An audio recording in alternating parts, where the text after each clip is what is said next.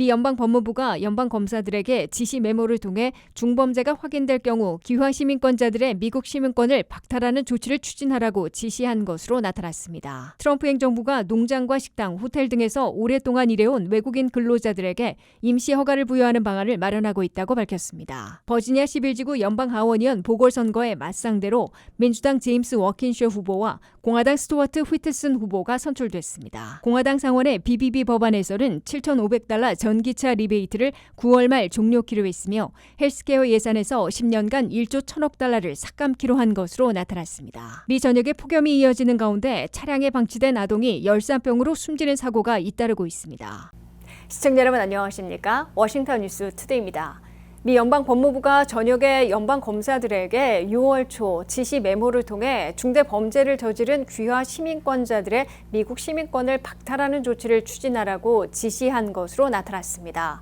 트럼프 행정부가 귀화 시민권자들 중에서 중범죄가 확인되면 미국 시민권을 박탈할 것으로 경고하고 나선 것으로 보입니다. 한면태 기자의 보도입니다.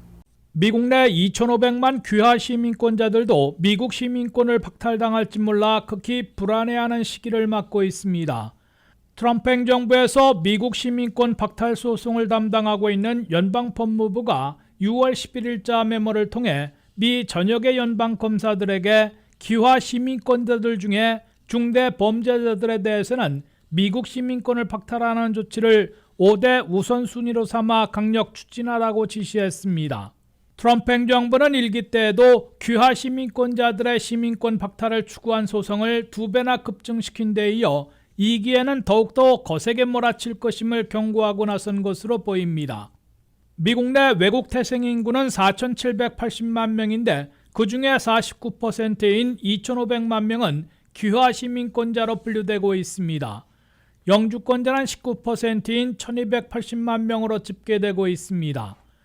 연방법무부는 귀화 시민권자들 중에 중대 범죄를 저지른 것으로 확정되면 소송을 통해 미국 시민권을 박탈하게 됩니다. 미국 시민권까지 박탈할 수 있는 중대 범죄들로는 테러 용의자들은 물론 테러 옹호까지 확장될 것으로 보입니다. 살인과 강도 등 중범죄자들과 성범죄자 등 도덕범죄자들도 미국 시민권 박탈 사유에 포함될 수 있습니다. 이와 함께 시민권을 신청하며 범죄 기록을 숨겼거나 허위 서류, 허위 진술을 한 사기행위, 심지어 팬데믹 시절 연방지원금인 PPP, 그리고 메디케어나 메디케이드를 비롯한 연방 혜택을 받으려 사기 신청한 경우까지 시민권을 박탈당할 수 있다고 공영방송인 NPR은 보도했습니다. 연방법무부 새 지침이 하달된 직후인 지난 6월 13일 영국 출신으로 미군에 복무했던 한 귀화 시민권자가 아동 성착취물을 배포한 혐의로 형사처벌받고 연방검사의 제소와 연방판사의 판결로 미국 시민권을 박탈당했습니다. 트럼프 행정부는 1기 임기 때에도 귀화 시민권자의 시민권 박탈 추진 건수를 전임 행정부보다 2배나 급증시킨 바 있습니다. 트럼프 행정부 1기 때인 2017년 1월부터 2018년 8월까지 USCIS 이민서비스국이 2,500건의 미국 시민권 박탈 해당 사례를 조사해 그중 110건을 연방법무부에 소송을 제기하도록 이첩했습니다. 연방법무부는 그중에서 2017년 안에 30건에 대해서 시민권 박탈 소송을 제기했는데 이는 전년도보다 2배 이상 급증시킨 것이었습니다. 더욱이 트럼프 행정부의 연방법무부는 이번에 쉽고 빠르게 처리할 수 있는 민사법정에 시민권 박탈 사건을 제기하라고 연방검사들에게 하더라고 광범위한 재량권까지 부여해 강도 높은 귀화 시민권자들의 미국 시민권 박탈 사태가 벌어지지 않을까 우려되고 있습니다. WKTV 뉴스 한면택입니다. 트럼프 행정부가 일터급습을 지속하되 농장과 식당, 호텔 등 특정 업종에서 오랫동안 일해온 외국인 근로자들에 한해 임시 허가를 부여하는 방안을 마련하고 있다고 밝혔습니다. 미국의 고용주들이 신원을 확인해 보증하면 연방정부가 수개월간 일할 수 있는 임시 허가를 제공하는 방안으로 관측되고 있습니다. 트럼프 행정부는 불법 취업자들을 단속하는 일터 단속을 지속하면서도 경제적 타격을 최소화하기 위해 특별 조치를 마련하고 있습니다. 도널드 트럼프 대통령은 폭스와의 인터뷰에서 우리의 농업, 환대 업종을 망치지 않도록 무언가 조치를 취하려고 마련 중이라고 밝혔습니다. 트럼프 대통령은 한 농장에 단속 요원들이 단속을 위해 찾아왔다는 이유로 그곳에서 15년, 20년 일해온 사람들이 잠적한다면 심각한 타격을 입게 될 것이라며 이를 막기 위한 무언가 조치를 취할 것이라고 강조했습니다. 트럼프 대통령은 미국의 농장주 등은 살인자와 같은 위험 인물들을 고용하지는 않을 것이라며 고용주가 오랫동안 일해오고 세금까지 납부해와 좋은 외국인으로 판단하면 그들에게 임시 허가를 부여하게 될 것이라고 시사했습니다. 트럼프 행정부가 마련하고 있는 방안은 불법 체류자들로 보이지만 대체 인력을 구하기 어려운 직종에서 오랫동안 일해온 외국인 근로자들에게 임시 허가를 제공하는 방안으로 NBC 뉴스 등 미 언론들은 보도했습니다. 임시 허가는 현재 시행하고 있는 농장 근로자들에 대한 H-2A 비자, 다른 직종의 임시 외국인 근로자들에게 발급하는 H-2B 비자처럼 1년 이내에 임시 체류와 취업을 허용하게 될 것으로 보입니다. H-2A와 H-2B 비자 제도를 개선하는 데 시간이 걸리므로 그 이전에 실시할 방안을 마련하고 있는 것으로 관측되고 있습니다. 그럴 경우 트럼프 대통령이 한때 일터급습을 중단시켰던 농장과 육가공, 식당과 호텔 등 환대 업종에서 오랫동안 일해온 외국인 근로자들 가운데 고용주가 범죄자 유무 등을 확인한 후 신원을 보장하면 임시 허가를 부여하게 될 것으로 미 언론들은 내다보고 있습니다.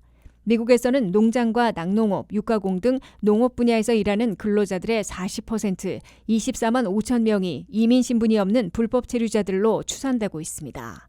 식당과 호텔 등 환대 업종에서 일하는 서류 미비자들은 110만 명에 달해 전체 종사자들의 76%를 차지하고 있습니다. 이 때문에 일부 농장에서는 제철 과일의 수확을 포기해야 할 위기에 빠지고 레저 호텔 식당에선 최대 여행 시즌에 인력난을 겪을 위험에 직면하고 있어 트럼프 행정부의 선처를 호소하고 있습니다. 버지니아 11지구 연방하원의원을 뽑는 9월 9일 보궐선거의 맞상대로 민주당 제임스 워킨쇼 후보와 공화당의 스튜어트 휘트슨 후보가 선출됐습니다. 한인 아일린 신 후보는 민주당 경선에서 2위를 차지하는 기염을 토해 향후 더 진전할 수 있는 발판을 마련한 것으로 평가되고 있습니다. 안혜린 기자의 보도입니다. 고 제리 코널리 전 연방하원 의원의 자리를 물려받으려는 버지니아 11지역구 연방하원 보궐선거의 맞상대가 결정됐습니다.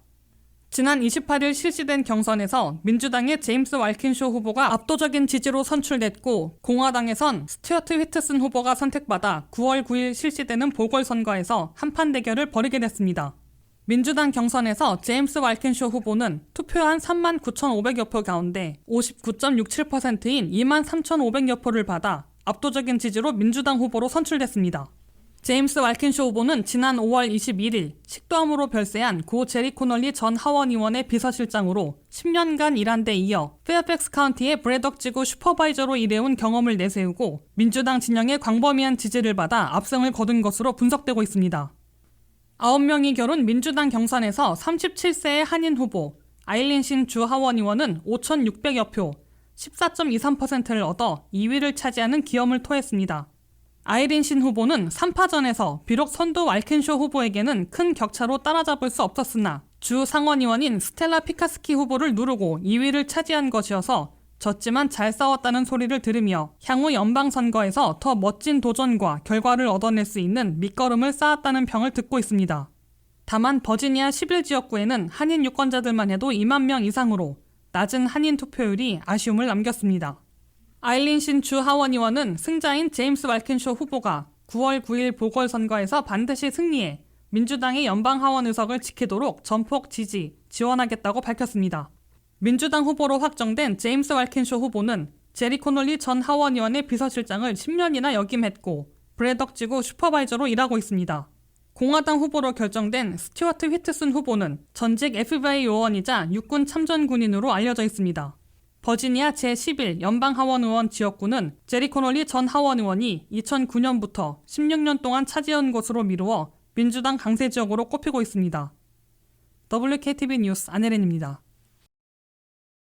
최종 승인이 초읽기에 돌입한 공화당 상원의 BBB 법안에서는 수정을 거듭한 끝에 전기차 구입 시 제공해온 $7,500씩의 리베이트를 올 연말보다 앞당겨 9월 말 종료키로 했습니다.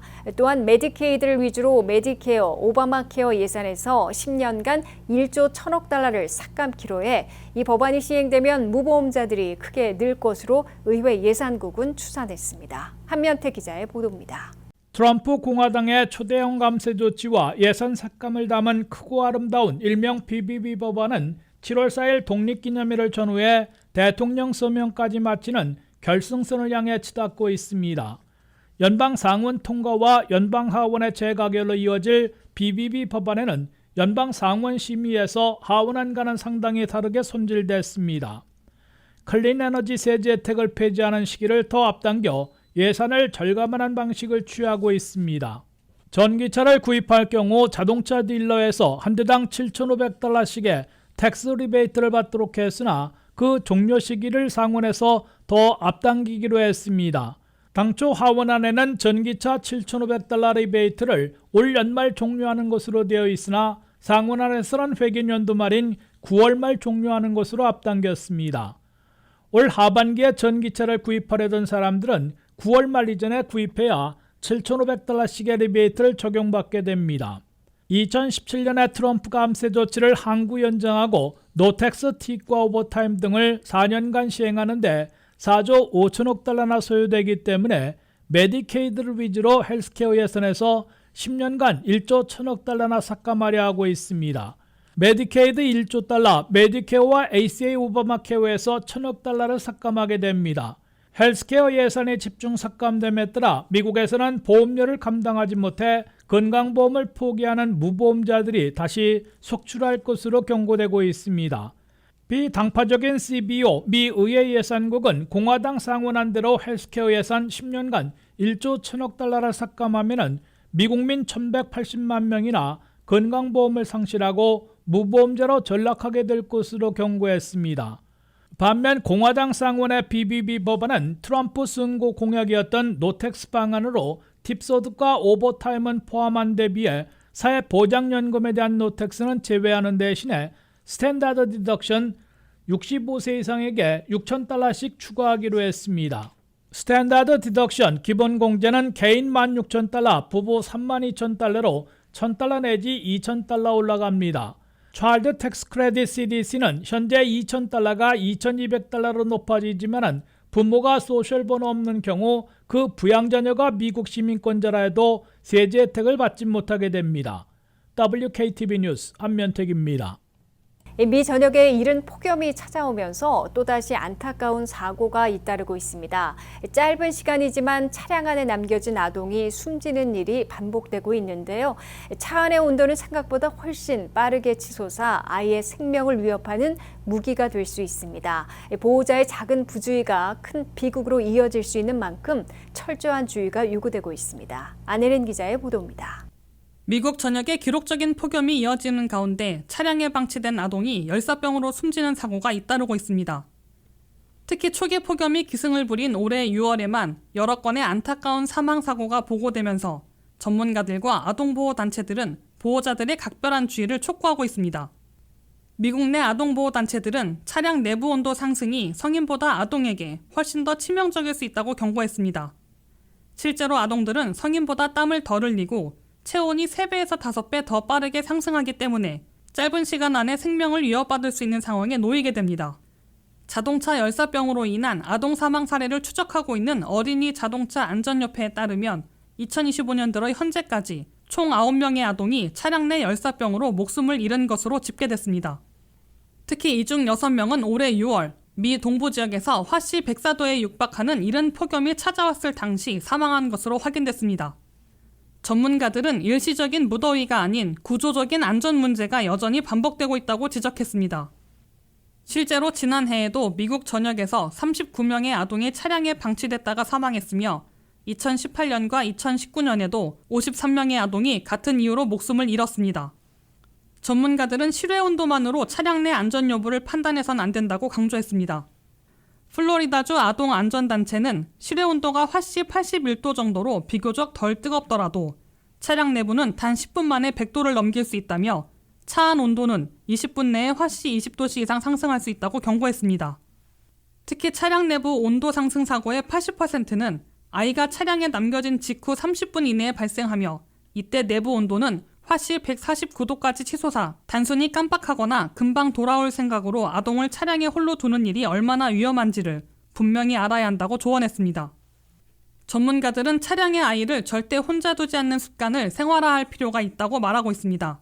이를 예방하기 위한 구체적인 방법으로 지갑이나 서류 가방 등 중요한 개인 물품을 차량 뒷좌석에 두는 방법이 제시되고 있습니다.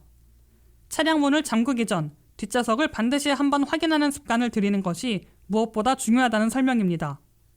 WKTV 뉴스 안혜린입니다. 이상으로 워싱턴 뉴스투데이를 마치겠습니다. 시청해주신 여러분 고맙습니다.